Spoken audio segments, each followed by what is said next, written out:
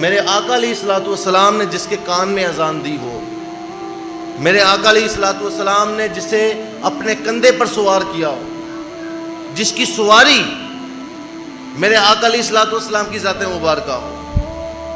جن کے لبوں کو میرے آقا علیہ الصلوۃ والسلام نے چوما ہو، اور جن کے بارے میں یہ کہا ہو کہ جو حسین سے محبت کرتا ہے گویا کہ حقیقتاً مجھ سے محبت کرتا ہے، اور جو ان سے بغض رکھتا ہے وہ مجھ سے بغض رکھتا ہے، یعنی کہ جن کی محبت عین ایمان ہے، جن کا تقدس عین اسلام ہے، جن کے بارے میں یہ احادیث رقم ہو کہ ایک مرتبہ امام حسن و حسین رضی اللہ تعالی عنہما تشریف فرما ہے،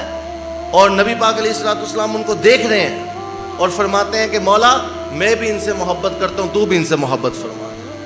اور جو ان سے محبت کرے ان سے محبت کر۔ یعنی کہ نبی کریم علیہ الصلوۃ والسلام کی محبت موقوف ہے محبت امام حسین پر۔ جو بندہ امام سے محبت نہیں کرتا وہ اپنے آقا علیہ الصلوۃ والسلام سے محبت نہیں کر سکتا۔